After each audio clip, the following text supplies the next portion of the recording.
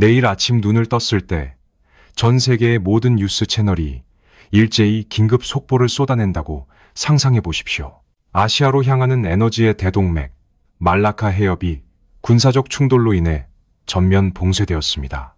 중동에서 출발해 한반도로 향하던 거대한 유조선들은 바다 한가운데서 멈춰섰고 글로벌 에너지 시장은 순식간에 공황 상태에 빠졌습니다. 당장 내일 주유소에 기름이 떨어질지도 모른다는 공포가 전국을 휩쓰는 가운데 정부는 긴급 브리핑을 엽니다. 그리고 국민들을 향해 아주 단호하고 차분한 목소리로 이렇게 말할 것입니다. 우리에게는 한국석유공사가 관리하는 208일분의 전략 비축유가 있으니 안심하셔도 좋습니다. 208일. 무려 7개월에 가까운 시간입니다. 이 숫자를 듣는 순간 거리에 감돌던 극도의 불안감은 이내 안도감으로 바뀔 것입니다. 실제로 대한민국의 전략 비축유 규모는 세계 최고 수준입니다.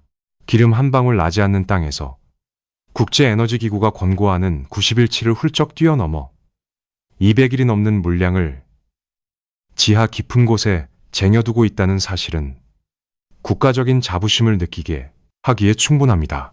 우리는 거대한 지하 요새를 지었고 그 안에 국가의 생존을 보장할 검은 황금을 가득 채워 넣었습니다. 하지만 이 안도감은 얼마나 굳건한 진실 위에 서 있는 것일까요?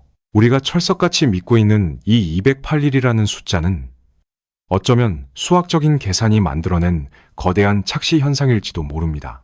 단순하게 생각해 봅시다. 비축기지에 있는 전체 기름의 양을 하루 소비량으로 나누면 208일이라는 기간이 나옵니다. 계산기 위에서는 완벽하게 성립하는 공식입니다. 그러나 위기가 닥친 현실 세계는 수학 공식처럼 매끄럽게 돌아가지 않습니다. 대다수의 사람들은 지하 저장고에 있는 기름이 당장 내 차에 넣을 수 있는 휘발유나 경유 혹은 발전소를 당장 돌릴 수 있는 연료라고 생각합니다. 하지만 비축된 물량의 아주 큰 비중은 아직 정제되지 않은 시커먼 원유 상태로 존재합니다. 원유는 그 자체로는 아무런 동력이 되지 못합니다. 거대한 정유 공장을 거쳐야 하고 복잡한 화학적 공정을 거쳐야만 비로소 우리가 사용할 수 있는 에너지가 됩니다. 만약 극한의 위기 상황에서 정유 시설이 제대로 가동되지 못한다면 어떨까요? 원유를 정제하는데 필수적인 촉매제나 부원료의 공급망이 함께 끊어진다면 어떻게 될까요? 지하에 수천만 배럴의 원유가 잠들어 있다고 해도 당장 구급차를 움직이고 물류 트럭을 달리게 할 정제된 기름은 훨씬 빠른 속도로 바닥을 드러낼 것입니다. 208일이라는 숫자는 모든 산업과 정제시설이 평화로운 일상처럼 완벽하게 돌아갈 때만 유효한 조건부 생명줄인 셈입니다. 더욱 놀라운 사실은 이 숫자의 이면에 숨겨진 또 다른 차원의 진실입니다. 우리는 우리 땅 아래에 있는 기름은 당연히 온전한 우리의 소유라고 믿습니다. 내 집 금고에 들어있는 돈이니 내가 원할 때 언제든 꺼내 쓸 수 있다고 생각하는 것이죠. 그러나 한국석유공사가 관리하는 그 거대한 저장고 안에는 단순히 국가 예산만으로는 설명할 수 없는 아주 복잡한 국제 정치와 자본의 논리가 얽혀 있습니다. 208일이라는 거대한 방패 뒤에는 대중이 잘 알지 못하는 혹은 굳이 알려고 하지 않았던 차가운 지정학적 현실이 숨쉬고 있습니다. 우리가 왜 이토록 거대한 지하 저장고를 파야만 했는지, 왜 수백만 배럴의 원유를 땅속 깊은 곳에 묻어두고 그 숫자에 집착하게 되었는지 이해하려면 단순히 오늘날의 통계표를 보는 것만으로는 부족합니다. 그 기원을 찾기 위해서는 지금으로부터 반세기 전 이 나라 전체의 심장이 완전히 닫을 뻔했던 어느 차가운 겨울날로 돌아가야만 합니다. 지하 깊은 곳에 수천만 배럴의 시커먼 원유를 묻어두겠다는 이 거대하고도 절박한 과업의 기원을 추적하다 보면 우리는 대한민국이라는 국가가 가진 뼈아픈 상처와 마주하게 됩니다. 시계를 정확히 반세기 전으로 되돌려 보겠습니다. 1970년대의 대한민국은 전쟁의 폐허를 딛고 일어서 막 맹렬한 속도로 질주를 시작하던 시기였습니다. 한강의 기적이라는 이름 아래 전국 곳곳에서 공장의 기계음이 밤낮 없이 울려 퍼졌고 중화공업을 국가의 새로운 심장으로 삼아 수출의 탑을 쌓아 올리던 역동의 시대였습니다. 이 모든 기적을 가능하게 했던 단 하나의 동력. 그것은 바로 중동에서 실어오는 값싼 석유였습니다. 하지만 1973년 어느 날, 그 역동적인 심장 박동이 일순간에 멈춰섰습니다. 제4차 중동전쟁이 발발하면서 아랍 산유국들이 석유를 무기화하기 시작한 것입니다. 원유 가격은 순식간에 4배나 폭등했고, 그마저도 돈을 준다고 살 수 있는 상황이 아니었습니다. 이른바 제1차 석유 파동이 전 세계를 강타한 것입니다. 기름 한 방울 나지 않는 변방의 작은 나라, 대한민국에게 이 충격은 단순한 경제 위기를 넘어선 국가 생존의 위협이었습니다. 도심의 화려한 조명들은 꺼졌고 방송국은 일찍 송출을 중단해야 했습니다.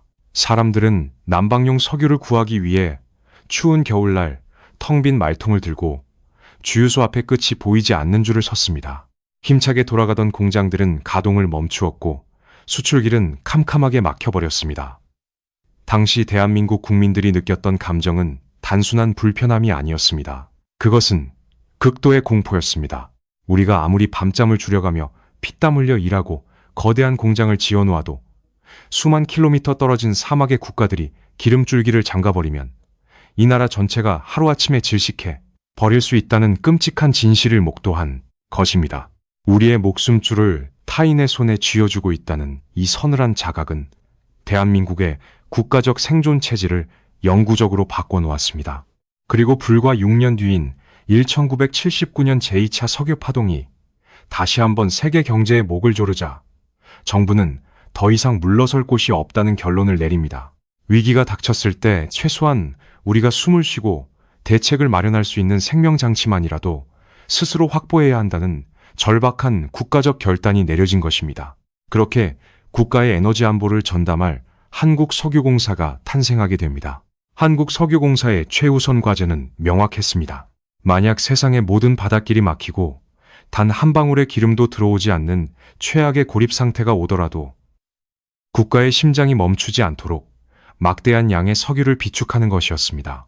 그것은 경제적인 부유함의 과시가 아니라 철저하게 생존을 위한 발버둥이었습니다. 국가의 명운을 건 이 생존 전략은 곧바로 실행에 옮겨졌습니다.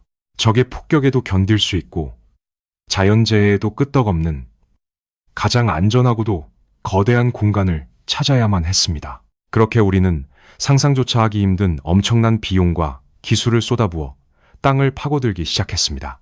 그 지독한 공포와 결핍의 기억에서부터 우리는 땅 밑으로 깊고 거대한 공간을 파내려가기 시작한 것입니다. 하지만 산과 바위의 심장부를 뚫고 만들어낸 이 지하의 거대한 공간들은 전 세계 그 어떤 나라의 저장시설과도 다른 아주 기형적이고도 특별한 비밀을 품게 됩니다. 정부의 결단 이후 대한민국은 전 세계 어디에서도 유례를 찾아보기 힘든 거대한 지하공사에 돌입했습니다. 여수와 울산, 그리고 거제와 같은 임해 산업도시의 외곽 산악지대가 그 무대였습니다. 겉으로 보기에는 평범하고 조용한 산자락에 불과하지만 그 짙은 녹음 아래 수백 미터 깊숙한 곳에서는 국가의 운명을 건 상상 초월의 토목 공사가 벌어지고 있었습니다. 폭격기의 맹렬한 공습은 물론이고 어지간한 지진조차 가볍게 견뎌낼 수 있는 완벽한 지하 요새를 구축하는 일이었습니다. 일반적으로 원유 저장소라고 하면 흔히 바닷가에 늘어선 하얗고 거대한 원통형 철제 탱크들을 먼저 떠올리게 됩니다. 하지만 대한민국은 땅 위가 아닌 땅속 깊은 곳으로 시선을 돌렸습니다. 좁은 국토 면적과 북한과 팽팽하게 대치하고 있는 불안한 안보 상황을 고려할 때 지상에 거대한 폭발물을 만들어 표적으로 삼게 두는 것은 너무나도 위험하고 치명적인 선택이었기 때문입니다. 그래서 우리는 화강암과 현무암으로 이루어진 가장 단단한 안반층을 찾아 뚫고 들어가 그 속에 거대한 인공동굴을 파내기 시작했습니다. 이 지하 저장시설의 규모는 그저 웅장하다는 말로는 부족할 만큼 인간의 상상력을 아득히 뛰어넘습니다. 덤프트럭 2대가 여유롭게 교차해서 달릴 수 있을 만큼 넓고 거대한 터널이 지하 수십 킬로미터에 걸쳐 거미줄처럼 복잡하게 얽혀 있습니다. 대형 지하철역 몇 개를 통째로 집어넣어도 남을 만한 거대한 공간들이 수백 미터. 더욱 놀라운 것은 이 공간이 단순히 바위를 파낸 텅 빈 굴이 아니라는 점입니다. 대한민국의 기술진은 자연이 수억 년에 걸쳐 만들어낸 단단한 안반, 그 자체를 거대한 기름통의 벽으로 직접 활용하는 기적 같은 공법을 완성해냈습니다. 안반의 미세한 틈새로 지하수가 일정한 압력을 유지하며 흘러들게 만들어 물과 기름이 절대 섞이지 않는 자연의 섭리를 이용했습니다. 물의 압력이 원유를 밀어내어 밖으로 단 한 방울도 새어나가지 못하도록 완벽하게 차단한 것입니다. 이는 막대한 건설 비용을 획기적으로 절감하는 동시에 외부의 군사적 타격으로부터 석유를 안전하게 지켜내는 세계 최고 수준의 기술이었습니다. 단일 규모로는 세계 최대를 자랑하는 지하 비축기지 안에는 수천만 배럴의 검은 황금이 세상의 소음과 단절된 채 고요하게 숨쉬고 있습니다. 캄캄한 어둠 속 끝이 보이지 않는 거대한 안반 동굴 안에 출렁이는 시커먼 원유의 바다를 상상해 보십시오. 그것은 자원 빈국이 살아남기 위해 극복해낸 눈물겨운 인공의 장벽이자 웅장한 지하의 석유 도시 그 자체입니다. 우리는 가장 열악한 조건 속에서 인간이 만들어낼 수 있는 가장 완벽하고 거대한 금고를 완성해냈습니다. 이제 어떤 위기가 닥쳐도 이 단단한 바위벽이 우리의 생명줄을 굳건히 지켜줄 것이라는 믿음이 국가의 심장부에 자리 잡게 되었습니다. 우리는 세상에서 가장 튼튼한 금고를 지었습니다. 하지만 여기서 아주 서늘하고 불편한 진실 하나가 고개를 듭니다. 과연 그 안을 가득 채우고 있는 검은 황금의 주인이 모두 우리일까요? 우리는 거대한 금고를 지었지만 그 무거운 철문을 열 수 있는 진짜 열쇠는 과연 누가 쥐고 있는 것일까요? 단일 국가로는 세계 최고 수준이라는 208일의 비축량. 이 압도적인 숫자가 우리에게 주는 안도감은 생각보다 훨씬 더 깨지기 쉬운 유리와도 같습니다. 그 숫자의 함정을 제대로 들여다보기 위해서는 거대한 지하 동굴을 채우고 있는 그 액체의 진짜 정체를 정확히 파악해야만 합니다. 대중의 머릿속에는 비축 기지에 있는 기름이 당장 자동차 연료통에 쏟아부을 수 있는 맑고 투명한 휘발유나 경유일 것이라는 막연한 상상이 자리 잡고 있습니다. 하지만 안타깝게도 그것은 거대한 착각입니다. 우리가 땅속 깊은 곳에 애지중지 묻어둔 그 막대한 액체의 절대 다수는 아직 그 어떤 생명력도 갖지 못한 시커먼 원유입니다. 원유는 그 자체로는 자동차를 움직일 수도 없고 공장의 터빈을 돌릴 수도 없으며 추운 겨울날 보일러를 덮일 수도 없습니다. 그것은 그저 끈적하고 불순물이 가득 섞인 잠재적인 에너지 덩어리일 뿐입니다. 이 원유가 우리가 아는 진짜 에너지로 다시 태어나기 위해서는 반드시 거대한 정유 공장이라는 심장을 거쳐야만 합니다. 수백 도의 뜨거운 열로 끓여내고 복잡한 화학적 촉매를 더해 불순물을 걸러내는 고도화 공정을 거쳐야만 비로소 쓸모있는 석유 제품으로 변신하는 것입니다. 바로 이 지점에서 208일이라는 단순한 산술적 계산은 치명적인 모순에 부딪히게 됩니다. 우리는 전체 비축량을 그저 하루 국가 소비량으로 나누어 계산기 화면에 떠오른 숫자를 맹신하고 있습니다. 그러나 만약 국가적인 비상사태가 발생하여 바닷길이 막히는 것을 넘어 우리의 정제시설 자체에 물리적인 타격이 가해진다면 어떻게 될까요? 적의 군사적 공격이나 국가 전산망 마비, 혹은 원유 정제에 필수적인 특수 화학물질의 외부 공급망이 끊어지는 상황이 단 하나라도 발생한다면 지하에 묻혀있는 수천만 배럴의 원유는 하루아침에 무용지물이 되어버립니다. 정유 공장이라는 소화기관이 마비된 상태에서 원유는 그저 지하 동굴에 고여있는 시커먼 웅덩이에 불과해지는 것입니다. 설령 정유시설이 온전히 가동된다 하더라도 치명적인 시간의 덫이 우리를 기다리고 있습니다. 원유를 퍼올려 정유기지로 보내고 그것을 다시 정제하여 전국 각지의 주유소와 핵심 산업시설, 그리고 군부대로 분배하는 데에는 엄청난 시간과 복잡한 물류망이 필요합니다. 당장 내일 구급차를 움직여야 하고 전차의 시동을 걸어야 하며 통신망을 유지할 비상 발전기를 돌려야 하는 초분초의 위기 상황에서 지하의 원유가 맑은 기름으로 정제되어 나오기를 느긋하게 기다릴 여유 따위는 없습니다. 당장 빼내어 쓸 수 있는 완제품 형태의 석유 비축량은 전체 비축량의 극히 일부에 지나지 않기 때문입니다. 결국 208일이라는 화려한 숫자는 우리의 모든 정유 기반 시설과 내륙의 도로망, 그리고 전력망이 평상시처럼 아무런 상처 없이 완벽하게 작동한다는 너무나도 낙관적인 전제 위에서만 성립하는 환상에 가깝습니다. 극도의 혼란이 지배하는 실제 위기가 닥쳤을 때 우리가 체감하며 버틸 수 있는 실제 시간은 그 절반의 절반으로 곤두박질 칠지도 모릅니다. 이것이 바로 정부기관의 깔끔한 문서와 피비린내 나는 현실 세계 사이에 건널 수 없는 간극입니다. 정부는 이 든든한 숫자를 통해 국민을 안심시키고 싶었을 것입니다. 208일 동안은 끄떡없다는 굳건한 믿음을 심어줌으로써 시장의 사재기를 막고 사회적 공황 상태를 방어하는 것은 국가의 지극히 당연하고도 중요한 의무입니다. 하지만 진정한 안보 위기는 항상 우리가 가장 안전하다고 맹신하는 그 취약한 논리의 빈틈을 잔인하게 파고듭니다. 원유와 정제유 사이의 괴리가 만들어내는 이 아찔한 시간의 공백은 에너지 안보 전문가들 사이에서 끊임없이 제기되어 온 묵직한 경고입니다. 하지만 안타깝게도 원유와 석유 제품 사이의 물리적인 괴리는 이 거대한 착시 현상의 얄팍한 겉껍질에 불과합니다. 우리가 직면한 진짜 함정은 화학적인 정제 과정이나 물류의 지연 따위가 아닙니다. 한국석유공사의 가장 거대한 비밀이자 208일이라는 숫자를 단숨에 부풀려낸 가장 아슬아슬한 마법은 바로 대한민국 국적을 달고 있지 않은 낯선 드럼통들 안에 숨겨져 있기 때문입니다. 208일이라는 거대한 숫자를 지탱하고 있는 가장 결정적인 비밀은 바로 그 시커먼 액체의 소유권에 있습니다.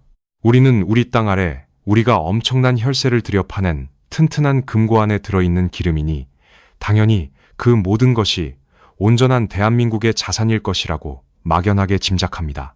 내 집 지하실에 쌓아둔 쌀가마니처럼 원할 때 언제든 꺼내어 쓸 수 있을 것이라고 믿는 것입니다. 하지만 한국석유공사가 꼼꼼하게 관리하고 있는 그 막대한 비축류의 상당 부분은 사실 우리의 것이 아닙니다. 그 거대한 안반 동굴 속에서 출렁이는 원유의 진짜 주인은 저 멀리 중동의 거대한 산유국들이거나 혹은 세계 시장을 쥐락펴락하는 글로벌 거대 석유 기업들입니다.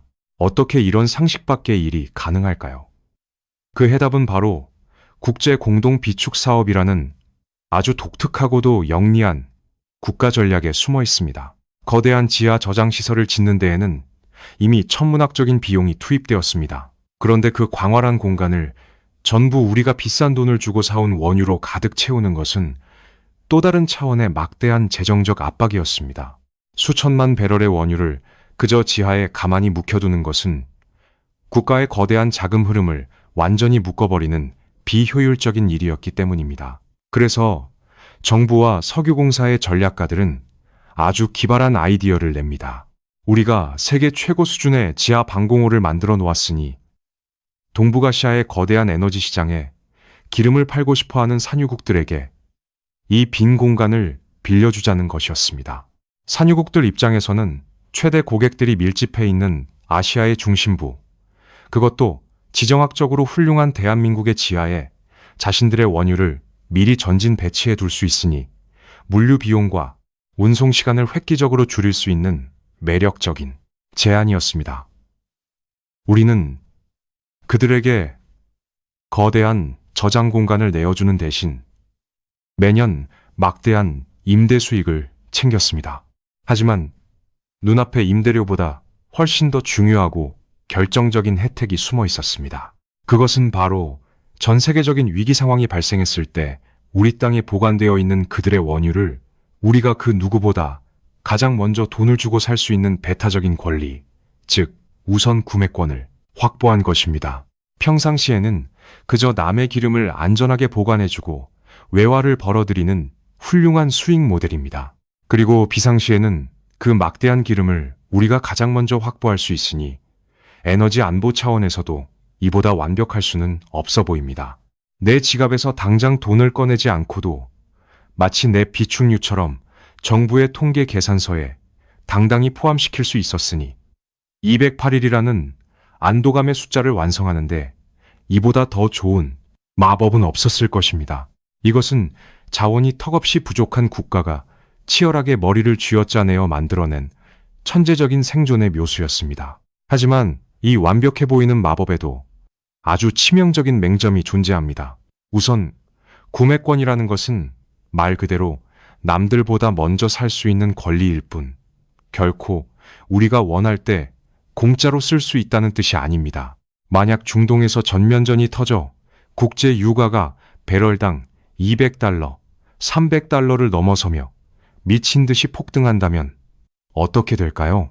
우리는 그 미쳐버린 시장의 폭등 가격을 고스란히 지불해야만 비로소 우리 땅 밑에 있는 그 금고의 문을 열고 원유를 꺼낼 수 있습니다. 경제가 마비되어가는 위기 속에서 수십조 원의 달러 현금을 즉각 동원하지 못한다면 우리 발밑에 있는 기름이라 할지라도 단 한 방울도 쓸 수 없다는 뼈아픈 뜻입니다.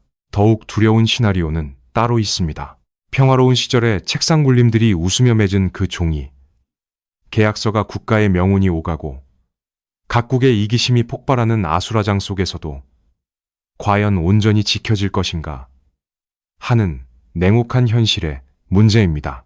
만약 원유의 원주인인 산유국들이 자국의 극단적인 안보나 더 큰 정치적 이익을 이유로 우선 구매권 계약을 일방적으로 파기하고 기름을 다른 강대국에게 넘기려 한다면 어떻게 될까요? 혹은 압도적인 군사력과 경제력을 가진 초강대국이 그 원유의 권리를 강압적으로 주장하며 개입해 들어온다면 우리는 과연 무슨 수로 그 거대한 힘의 논리에 맞서 우선 구매권이라는 종이 방패를 지켜낼 수 있을까요? 평화의 시대에 쓰인 이 영리한 임대 계약서는 이토록 위태로운 지정학적 줄타기를 하고 있습니다. 남의 기름을 가슴에 품고 있는 우리의 비축 전략은 겉보기에는 현명하지만 진정한 위기가 닥쳤을 때 그 약속이 얼마나 힘을 발휘할지는 아무도 장담할 수 없습니다. 하지만 우리가 마주한 진정한 족쇄는 이 낯선 세입자들의 변심만이 아닙니다. 결정적인 순간에 우리의 금고문을 밖에서 강제로 열게 만들 수 있는 거대하고 보이지 않는 손은 바로 우리가 스스로 걸어 들어간 국제기구라는 더 무거운 굴레 안에 도사리고 있기 때문입니다. 우리가 그토록 자랑스러워하는 거대한 지하 금고의 문을 밖에서 강제로 열게 만들 수 있는 그 보이지 않는 거대한 손의 정체는 바로 국제에너지기구입니다. 이 기구가 탄생한 배경을 살펴보면 우리가 처한 딜레마가 더욱 선명해집니다. 1970년대 아랍 산유국들이 석유를 무기화하며 전 세계를 공포로 몰아넣었을 때 서방의 선진국들은 석유 수출국 기구의 횡포에 맞서기 위해 자신들만의 강력한 방어, 연합을 결성했습니다. 그것이 바로 소비국들의 동맹인 국제에너지기구의 출발이었습니다. 대한민국은 혹독한 경제 성장기를 거쳐 세계 경제를 이끄는 선진국들의 모임에 당당히 합류하며 이 기구의 정식 회원국이 되었습니다.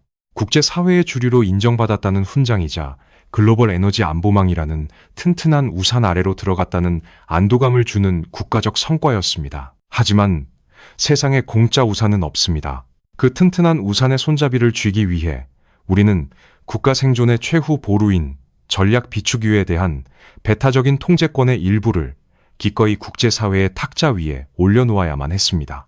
대다수의 국민들은 만약 제3차 세계대전급의 끔찍한 위기가 발발하여 전 세계의 석유 공급망이 완전히 끊어지면 우리 정부가 그 즉시 거대한 지하비축 기지의 문을 굳게 걸어 잠글 것이라고 생각합니다. 그리고 그 안에 있는 208일치의 기름을 오직 대한민국 국민들의 생존과 우리 군대의 방어작전을 위해서만 한 방울씩 아껴서 쓸 것이라고 굳게 믿고 있습니다. 내 나라 땅 밑에 묻어둔 우리 기름이니 위기 상황에서 우리가 이기적으로 행동하는 것은 국가의 당연한 본능이라고 여기는 것입니다. 그러나 우리가 서명한 국제조약의 냉혹한 조문들은 국가의 이기적인 생존 본능을 결코 허락하지 않습니다. 만약 전 세계적인 원유 공급 부족 사태가 발생하여 국제에너지기구가 비상대응체제를 발동하게 되면 우리는 우리 마음대로 금고문을 닫고 방관할 수 없습니다. 회원국들은 사전에 합의된 비율에 따라 자신들이 애지중지 모아둔 전략 비축률을 국제시장에 강제로 방출해야 할 엄중한 의무를 지게 됩니다. 전 세계적인 기름값 폭등을 막고 글로벌 경제의 붕괴를 지연시키기 위해 각자가 가진 비상식량을 광장에 내어놓고 나누어야 하는 연대 책임의 굴레를 쓰게 된 것입니다. 이것은 자원이 턱없이 부족한 한반도의 지정학적 현실에서는 너무나도 뼈아픈 족쇄입니다. 당장 내 나라의 공장 가동이 멈추고 거리의 자동차들이 멈춰서는 극도의 공포 속에서도 우리는 국제사회의 일원이라는 이유만으로 피 같은 비축률을 밖으로 빼내어 불타는 세계, 시장에 쏟아부어야 합니다.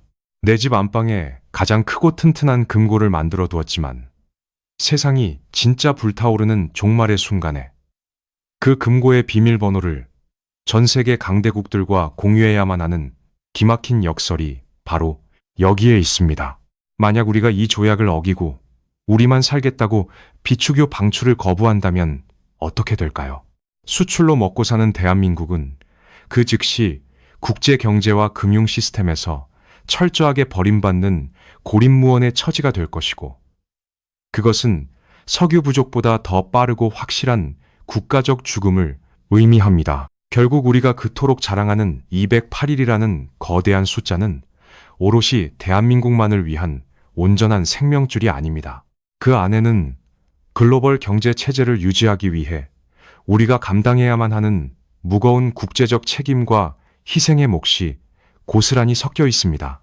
우리는 우리 자신을 위해서뿐만 아니라 이 잔인하고도 촘촘하게 얽힌 세계의 질서를 지탱하기 위해 그 어두운 땅 속에 시커먼 기름을 채워넣고 있는 것입니다. 하지만 이 모든 국제정치의 복잡한 셈법과 조약의 의무조차도 다음 장에서 마주하게 될 진짜 공포에 비하면 그저 서류상의 우아한 논쟁에 불과합니다. 비축유의 주인이 누구인지, 혹은 그 문을 누가 먼저 여는지에 대한 논란은 그 기름이 우리 땅에 가만히 고여 있을 때나 가능한 사치스러운 고민입니다. 우리가 직면한 진짜 악몽은 그 끈적한 액체 자체로는 우리를 둘러싼 가장 치명적이고도 근본적인 지리적 저주, 곧 우리의 목숨을 쥐고 있는 저 멀리 열대의 바다 길목이 끊어지는 사태를 결코 막아낼 수 없다는 데 있습니다. 우리가 처한 가장 뼈아픈 지정학적 현실은 바로 대한민국이 사실상 완벽한 섬나라라는 점입니다. 북쪽은 휴전선으로 굳게 막혀 있고 대륙과 연결된 가스나 석유 파이프라인은 단 하나도 존재하지 않습니다. 우리의 모든 에너지는 오직 칠흑 같은 바다를 건너 거대한 배로만 실어와야 합니다. 이 기나긴 바닷길, 즉 해상교통로야말로 우리 경제의 숨통이자 국가의 진짜 생명선입니다. 그런데 이 생명선에는 우리가 도저히 통제할 수 없는 치명적인 급소들이 존재합니다. 국제 정치학자들은 이를 목을 조르는 지점이라는 의미의 초크 포인트라고 부릅니다. 그 대표적인 두 곳이 바로 중동의 호르무즈 해협과 동남아시아의 말라카 해협입니다. 페르시아만의 검은 피가 뿜어져 나오는 심장부인 호르무즈 해협을 무사히 빠져나온 거대한 초대형 유조선들은 거친 인도양을 가로질러 아시아로 향합니다. 그리고 싱가포르와 인도네시아 사이에 좁고 얕은 바닷길인 말라카 해협을 반드시 통과해야만 합니다. 이 해협은 가장 좁은 곳의 폭이 불과 2-3km에 지나지 않을 정도로 병목 현상이 극심한 곳입니다. 만약 중동에서 전면전이 터져 호르무즈 해협에 기뢰가 살포되거나 초강대국들의 패권 전쟁으로 인해 말라카 해협이 군사적으로 해상 봉쇄된다면 어떤 일이 벌어질까요? 정부는 즉시 긴급 방송을 통해 우리에게는 208일치의 든든한 전략 비축유가 있으니 국민들은 동요하지 말고 안심하라고 발표할 것입니다. 하지만 지하 동굴의 기름이 단 한 방울도 마르기 전에 현실 세계의 시장과 사람들의 심리는 그 즉시 처참하게 붕괴해버립니다. 당장 내일 원유 수급이 끊긴다는 소식은 글로벌 에너지 파생 상품 시장을 미친 듯한 패닉으로 몰아넣을 것입니다.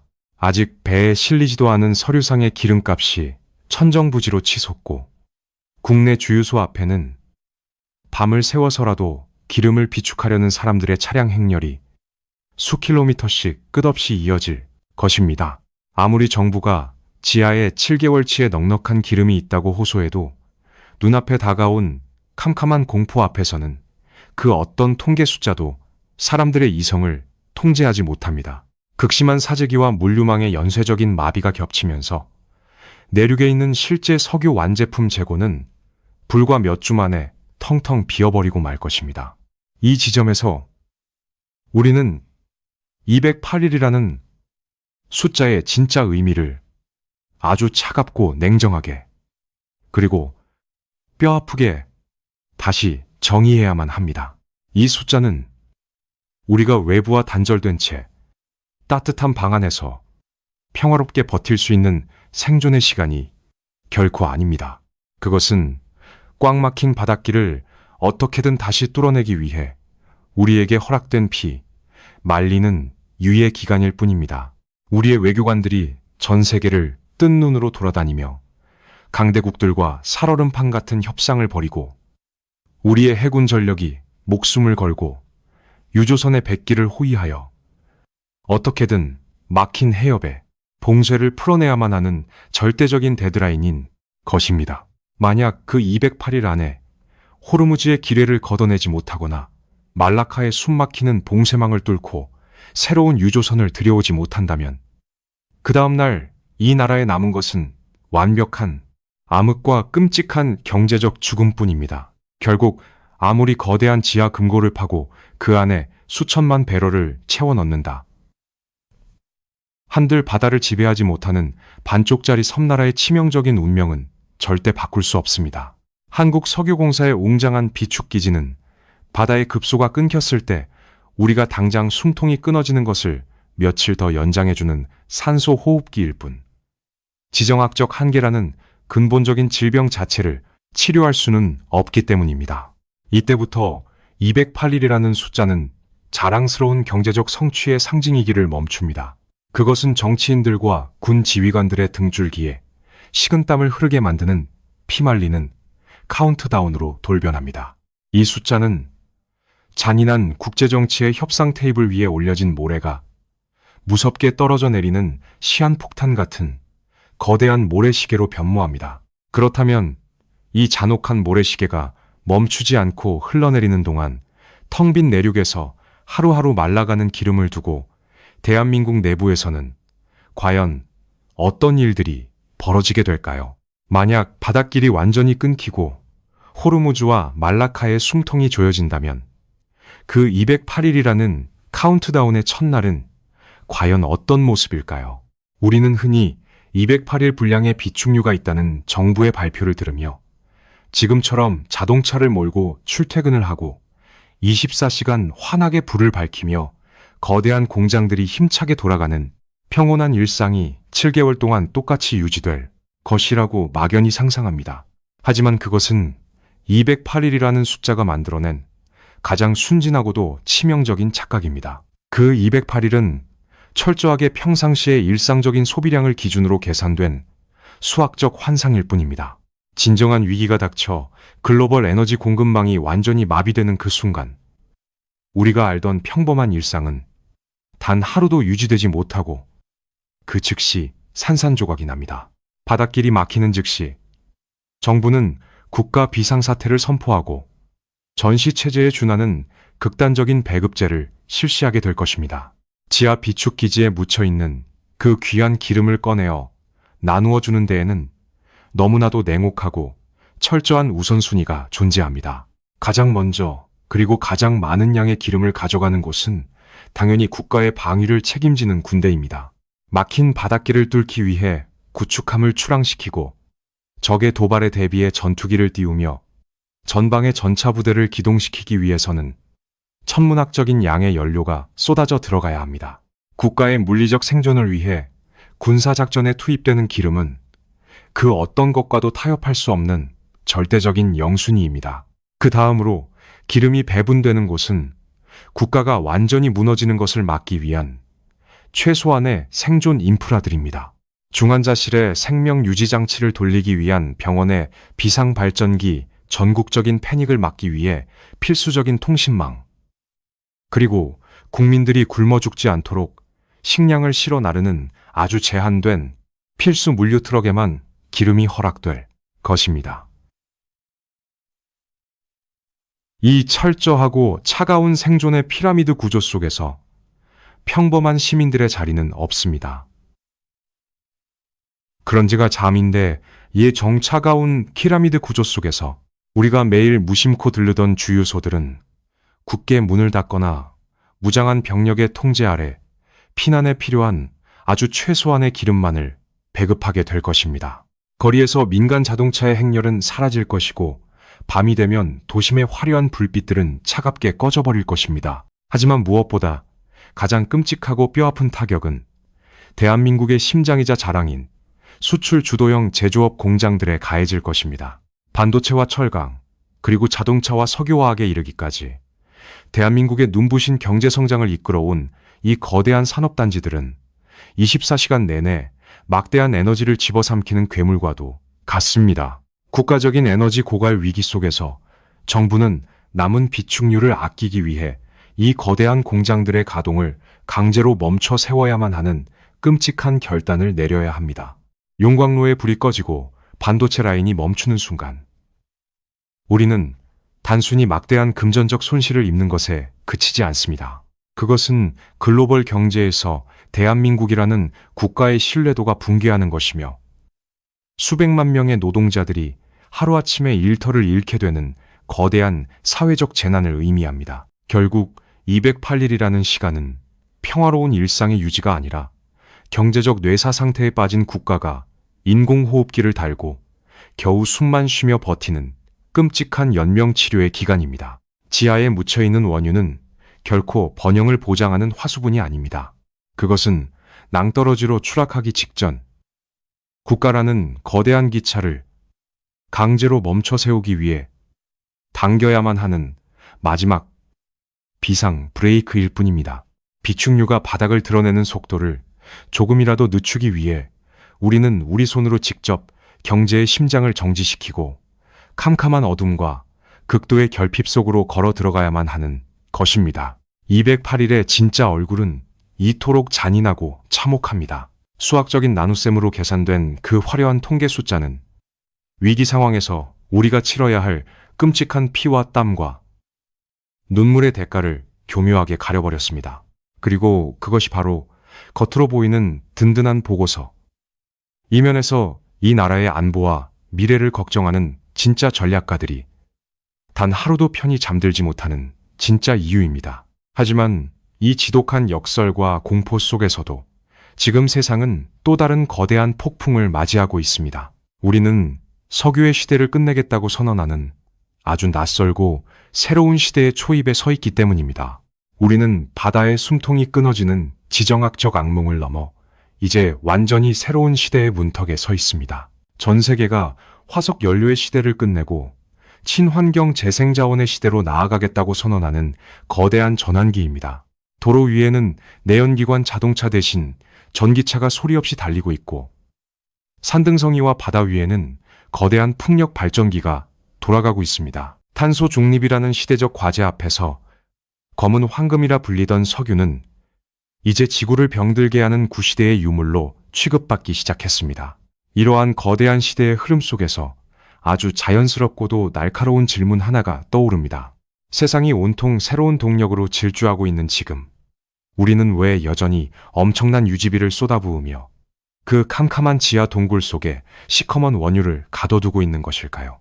머지않아 쓸모 없어질지도 모르는 석유 비축량 208일이라는 숫자에 이토록 집착하는 것은 국가 예산의 거대한 낭비가 아닐까요?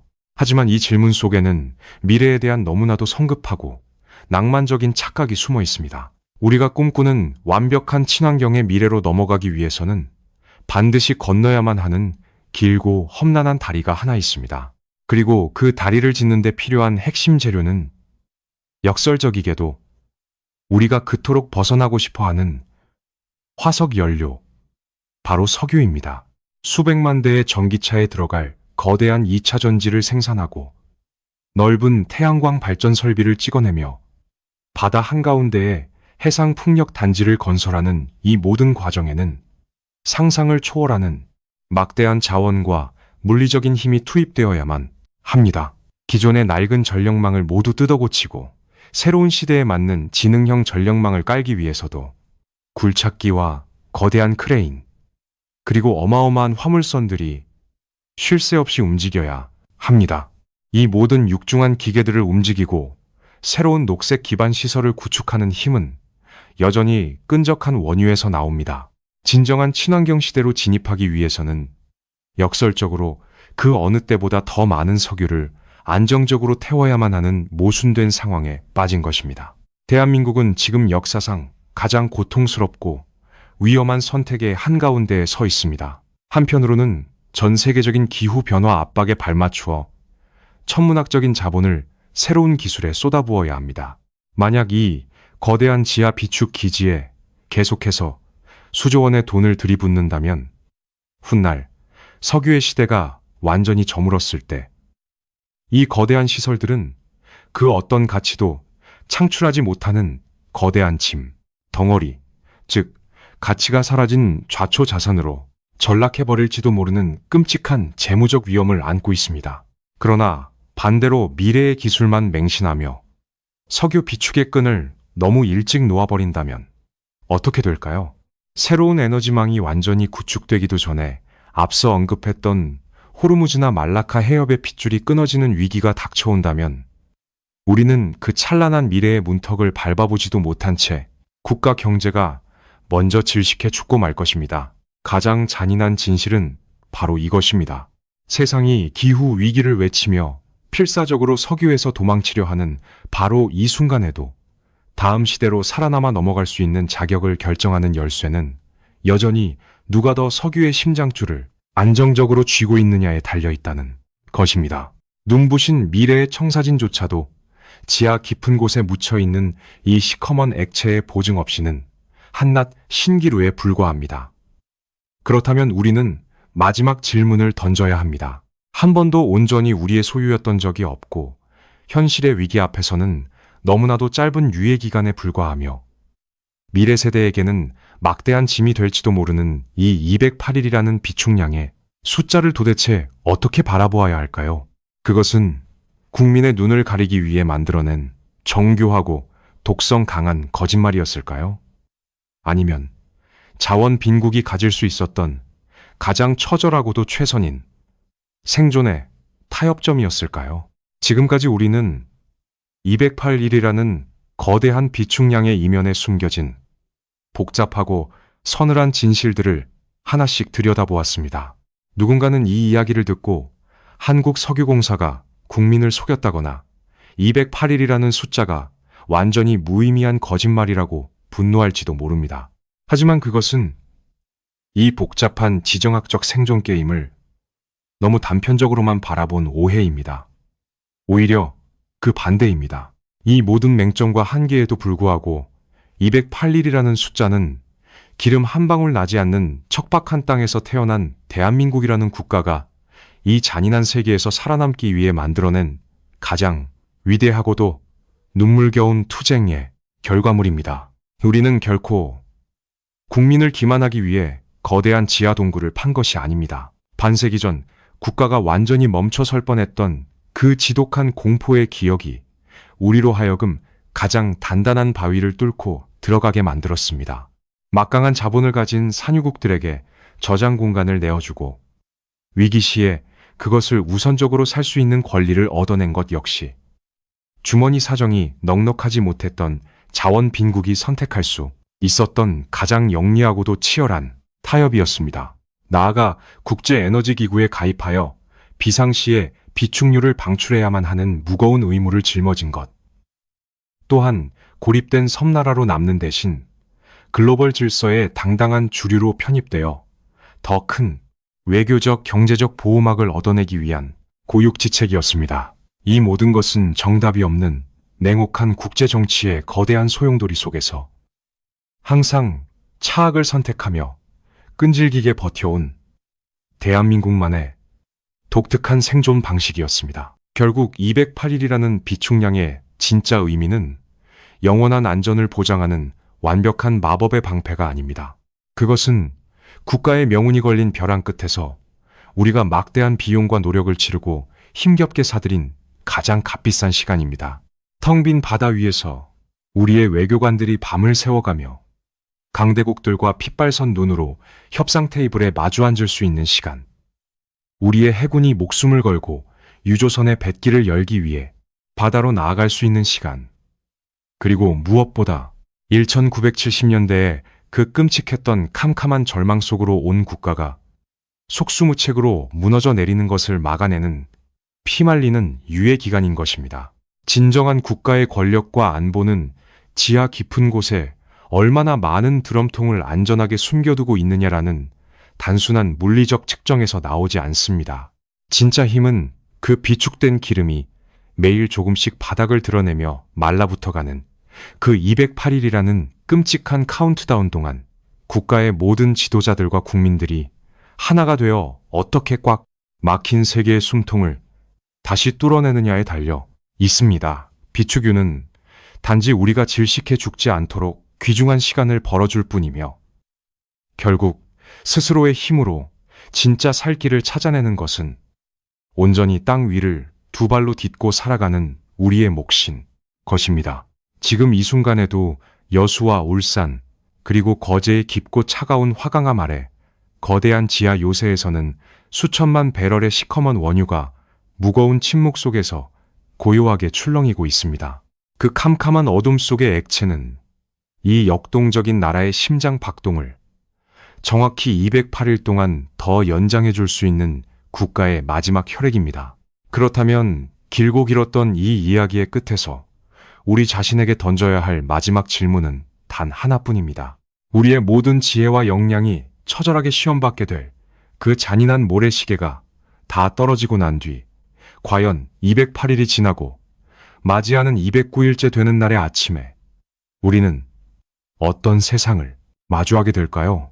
그 운명의 질문에 대한 해답은 결코 캄캄한 지하 동굴 속에 있지 않습니다.